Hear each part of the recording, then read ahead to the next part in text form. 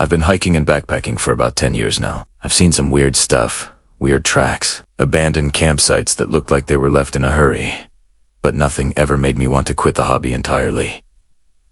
That changed last November. It was the very beginning of winter. The snow hadn't started falling heavily yet, but the temperature had dropped significantly, and the ground was locked up in a hard, frozen state where every step you took crunches loudly. My buddy Dennis and I decided to do a weekend trip in a state forest about 3 hours north of where we live. We wanted to get one last trip in before the weather got too brutal to enjoy it. We parked the car at the trailhead around 10 a.m. The plan was to hike off trail. We wanted total isolation. We didn't want to see day hikers or families. We just wanted to get deep into the woods, camp, and freeze our butts off for a night or two. We hiked for most of the day. The woods were a mix of gray and brown, with the trees mostly bare, except for a few stubborn oaks. It was that kind of dead silence you only get in winter. No bugs, no birds, just the wind cutting through the branches. Around 400 p.m., the sun was already starting to dip low, casting those long, creepy shadows. So we decided to start looking for a spot. We found a perfect location right next to a creek. The water was icy clear, rushing over smooth gray stones. There was a flat clearing about 10 feet from the water's edge, surrounded by a dense thicket of pines on 3 sides. It felt secure. I want to be very clear about this part. We spent a lot of time setting up. We cleared the ground of rocks and sticks. We walked around the perimeter to find firewood. We were all over that clearing. There was absolutely nothing there. Just dirt, dead pine needles, and rocks. We set up the tent with the door facing the creek so we could listen to the water while we fell asleep. It was a small 2-person tent, tight quarters, but warmer that way. By the time we got the fire going, it was pitch black. We cooked some freeze-dried beef stroganoff, which actually tastes decent when you're starving and cold, and sat on a log we had dragged over near the fire pit. We stayed up until maybe 10:30 p.m. Just talking, regular stuff. Work, relationships, video games. It was a good time. The fire was dying down to coals, and the cold was starting to creep into our heavy coats. "I'm tapping out," Dennis said, standing up and stretching.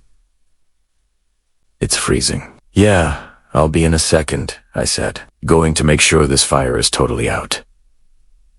Dennis crawled into the tent. I stayed out for another 15 minutes, dousing the embers with water from the creek and kicking dirt over them.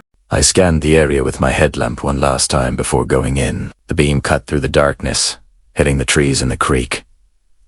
Nothing, just the woods. I crawled into the sleeping bag. I was the last one asleep. I know this for a fact because Dennis was already snoring lightly by the time I zipped myself in. It took me a while to drift off because the ground was hard, but eventually the sound of the creek knocked me out. I slept pretty heavily, which is rare for me while camping.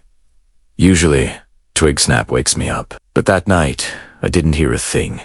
No footsteps, no animals, nothing. I woke up around 6:30 a.m. It was that gray early morning light where you can see, but everything looks washed out and dull. The air inside the tent was frigid, and I could see my breath puffing out in front of me. I really had to use the bathroom, so I tried to unzip the sleeping bag as quietly as I could to not wake Dennis. I sat up, put my boots on, and unzipped the tent door. The zipper made that loud sound that seems to echo for miles in the quiet woods. I pushed the flap open and looked out.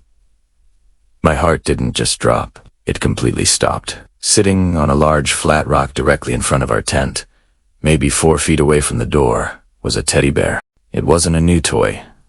It was a dirty blue stuffed bear. It looked like one of those old Care Bears from the 80s, but the symbol on the stomach was worn off and covered in grime. It was wet, matted, and one of its plastic eyes was scratched up. But the worst part was how it was positioned. It wasn't lying on its side as someone had dropped it. It was sitting perfectly upright. Its legs were sticking out. Its arms were at its sides, and its head was turned slightly so it was facing the door of our tent. I froze. I literally couldn't move. My brain was trying to process how it got there. I had walked past that rock a dozen times yesterday. I'd sat near it. It wasn't there. I backed into the tent slowly, my breathing getting really shallow and fast. I reached over and shook Dennis hard. "Dennis, wake up now," he groaned. "What?" What time is it? Just get up and look outside, I said. Dennis sat up, rubbing his eyes. Annoyed. He leaned forward and looked out the open door. I watched his face go from sleepy irritation to total confusion and then to pure fear. What is that? He hissed. Did you put that there? It looked at me. He sighs. Why? No. Man. He just woke up. I opened the door, and it was there. Dennis looked back at the bear, then scanned the tree line. Is someone out there? We both sat there in silence for a solid minute, just listening. The only sound was the creak. It was maddening. If there was a twig snap or a laugh or anything, at least we would know where they were. But there was nothing. We need to go, Dennis said. Right now. I grabbed my knife from my pack and we both crawled out of the tent. I expected someone to jump out from behind a tree screaming, but nobody did. We walked up to the bear. Up close, it was even nastier. It smelled like mildew and old dirt. It was soaked through, presumably from the morning frost. Or maybe it had been in the creek, but it was sitting on a dry patch of the rock. Look at the ground, I said. The ground around the rock was frozen hard. There were layers of dead leaves and pine needles. We looked for footprints, boot prints, anything. But because the ground was so hard and covered in debris, we couldn't see any distinct tracks. Someone had to place this here, Dennis said, his voice trembling. They had to walk right up to the tent while we were sleeping. That was the thought that made me feel sick. The tent material is thin.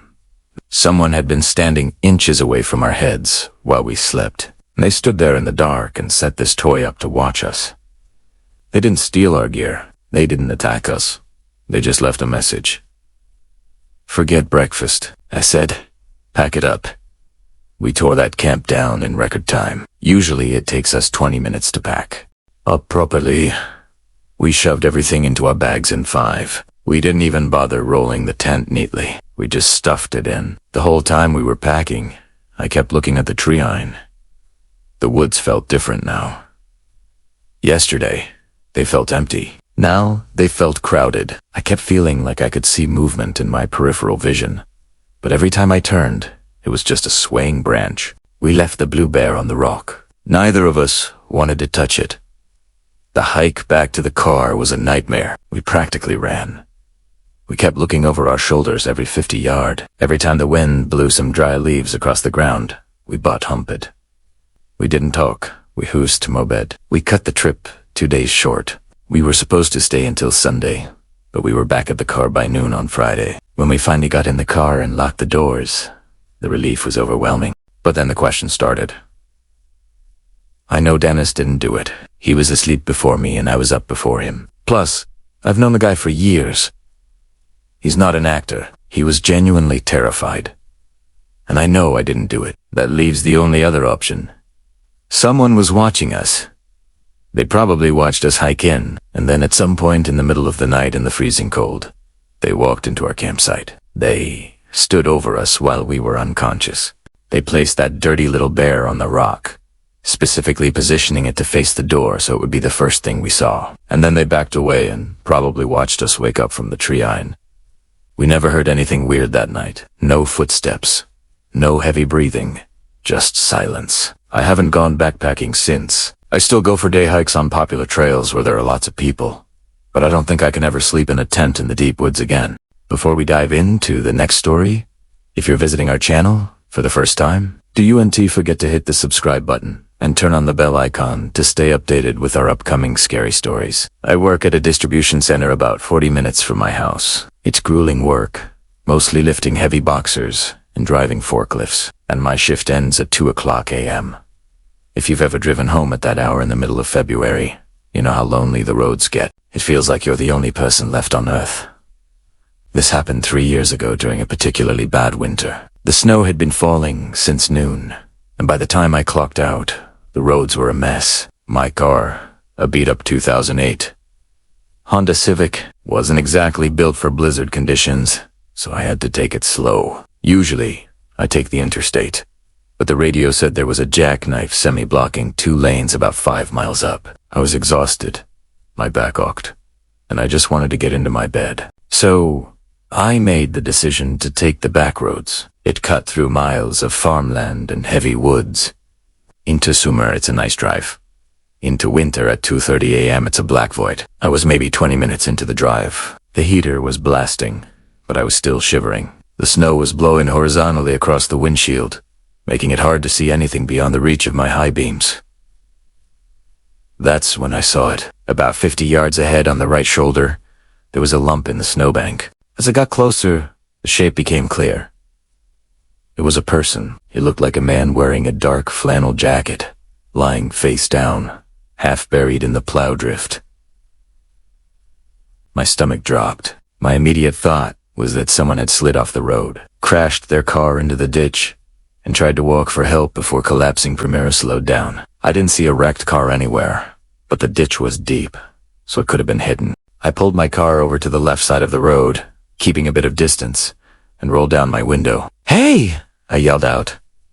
The wind snatched my voice away immediately. The body didn't move. Now, I've heard all the warnings about not stopping for strangers, but when you see a guy lying in the snow and freezing temperatures, your human instinct kicks in. You don't want someone to freeze to death while you just drive by. I put the car in park, but left the engine running. I turned on my hazard lights. I grabbed my phone, intending to dial 911, but I had 0 bars of service. Of course, I grabbed a heavy flashlight I keep in the glove box and stepped out. The cold hit me like a physical punch. The wind was howling. "Hey, can you hear me?" I shouted again, walking slowly across the icy asphalt toward him. I was about 10 feet away when the body suddenly moved. He didn't groan or struggle to rise as an injured person would. He sat up violently, snapping his torso straight up. He turned his head to look at me. He was young, maybe mid-20s. He wasn't wearing gloves. He wasn't shivering. His face wasn't pale or blue from the cold. It was flushed, alive. "Helm!" he screamed. "My leg. I think it's broken." I stopped walking immediately. Something was wrong. The way he yelled, it wasn't panicked. It sounded rehearsed. It was too loud, too projected. In his eyes, he wasn't looking at me. He wasn't looking at my flashlight. His eyes were locked on my car behind me. Specifically, he was looking at the driver's side door I had left open. "Where's your car?" I asked, taking a step back. "Did you crash?" "It's in the woods," he yelled, pointing vaguely into the darkness behind him without looking. "Come help me up. I can't walk."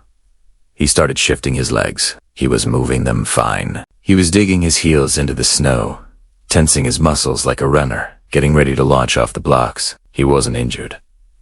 The hair on the back of my neck stood up. It wasn't the cold. It was that primal alarm bell telling me I was the prey. I took another step back toward my car. "I'm going to drive up the road to get a signal and call an ambulance," I said. The guy's face changed instantly. The victim's mask dropped. He looked angry. "Just come here and help me," he shouted, his voice dropping an octave. Becoming aggressive. 10 Primera sa W Italiano. Behind him, past the snowbank, deep in the tree-line, the beam of my headlights caught the reflection of something. Not eyes, metal, maybe a belt buckle, maybe a zipper. 2 shadows detached themselves from the trees. They stood up tall. They had been crouching in the brush, waiting. They were dressed in all black with hoods pulled up. "Run!" The guy in the snowbank screamed. He didn't scream it at me. He screamed it to them. The guy in the snowbank scrambled to his feet. No broken leg, perfectly agile, and lunged at me. The 2 figures from the trees sprinted onto the road, cutting across the ice to flank me. I didn't think. I spun around and bolted. My boots slipped on the black ice, and I almost went down face first. I scrambled, hands hitting the freezing pavement to catch myself, and pushed off. I could hear their boots crunching on the snow behind me. Heavy, fast footsteps. They weren't yelling anymore. They were silent. That was almost scarier. They were just hunting. I was only 15 feet from my car, but it felt like a mile. I could hear the guy from the snowbank getting closer. I could hear his breathing. I threw myself at the open driver's side door. I grabbed the frame and swung my body inside. As I grabbed the handle to slam the door shut, a hand slammed onto the glass. The guy from the snowbank was right there. He grabbed the top of the door frame, trying to rip the door back open. I pulled with everything I had. I saw his face through the gap. Whoosh. Grinning. A manic, adrenaline-fueled grin. I slammed the door shut, catching his fingers for a split second before he yanked them back. I hit the lock button immediately. The other two guys had reached the car. One of them kicked the rear passenger door. The other one was trying to smash the passenger window with something heavy, maybe a tire iron or a rock. I stomped on the gas pedal. The wheels spun for one terrifying second. The car didn't move. The tires just winded against the ice. The traction control light flashing on my dashboard. The guy on my side started punching the glass, screaming obscenities now. Then the tires caught a patch of dry pavement. The car lurched forward, fishtailing violently to the left. I almost sideswiped a guy on the driver's side. I saw him jump back into the snowbank to avoid getting crushed. I corrected the wheel and floored it. I didn't look in the rearview mirror until I was a mile down the road. When I finally did, there was nothing but darkness and swirling snow. I didn't stop until I reached the state police barracks, which was another 20 minutes away. Primera N. Inside, probably looking like a lunatic, shaking and out of breath.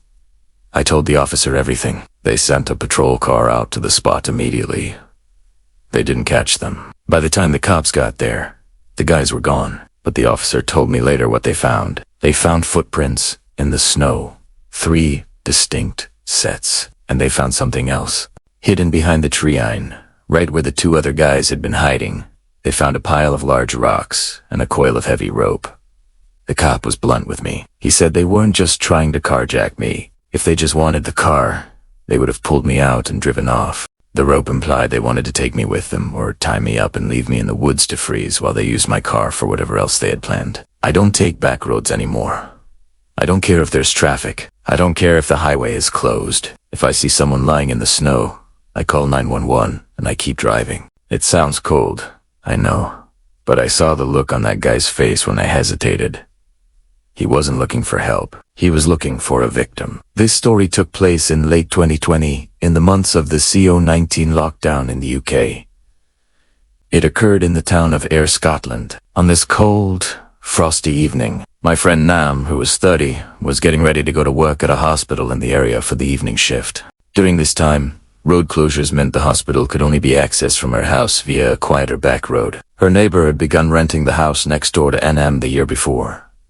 She didn't really know anything about the neighbor. However, recently, for the last week or so, it seemed as though he had a house guest staying in his house. NM had noticed this house guest, who was a man in his 50s, would stare at her in an inappropriate manner when she would be leaving or entering her house. He made her feel uneasy, and she always felt anxious when she knew he was outside. On this occasion, while she exited the house, he was standing out front at the house, and for the first time actually spoke directly to her in a gruff accent. And what he said made her skin crawl. "Hey, Miss Amjad, my name is Alec. I just want to say you look amazing in those leather trousers you're wearing." Nam wore these because she felt they kept her warm in the frosty weather. She's originally from the Isle of Lewis, so she knew how to combat cold weather. The fact that he said this, and the way he delivered this, was inappropriate beyond words. And when she glanced at him, she told me he was looking her up and down like she was a piece of meat. She did unrespond as she was in shock that this was the first time he had spoken to her, and this is what he said. "How the heck can this be the first thing you ever say to someone? Say, thought." She jumped into her car and Nam almost dropped her glasses off her face as she was so shaken. She felt as though she was going to throw up, as he was still glaring at her with a blank expression. And she said it was as though he was incapable of blinking. This felt as though it lasted forever, and it got even worse when she realized she had to defrost the car windscreen and windows. Her husband was also working, so she had nobody in her house she could turn to or make her feel safe. She then came to an even worse realization. She didn't have her phone. She sat in the car debating with herself whether to get it or leave it as she would need it later in the night at the hospital. She decided she would quickly run in and get it.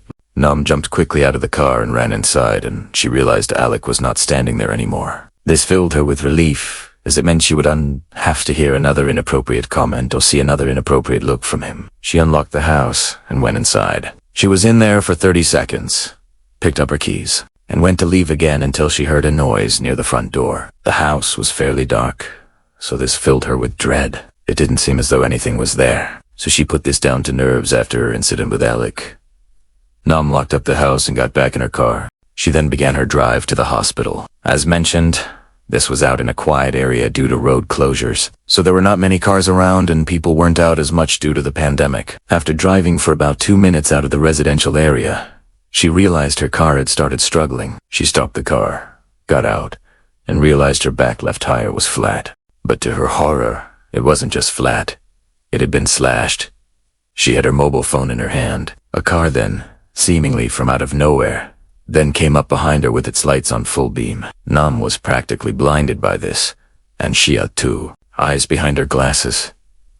The panicked breath coming from her nose was visible in the evening frost. Her lips began to quiver behind the gloved hand, but she was too shocked to even attempt to scream or bite the hand. What happened next was the most terrifying moment of her life. She heard a familiar voice say, "Right, Miss Amjad," hands behind the back. It was Alec. She was so confused, but in her state of shock and fear, Nam put her hands behind her back, and the gloved hand was removed from her mouth, but was replaced with some sort of rag. Nam then heard the familiar sound of parcel tape being pulled, and her hands were taped up behind her back. Alex then turned Nam around to face him. She was backed up against the boot of her car. Her eyes were filled with tears as she was forced to look into his eyes. He took the rag out of her mouth and then put a long strip of parcel tape across Nami's mouth. Nam began mumbling and pleading against the tape that was gagging her. Alec then leaned down and taped her feet together. As the brown parcel tape was covering Nam's mouth, the breath from her nose looked like steam from a kettle on this now freezing night. Alec walked round to the front of her car and switched the engine off.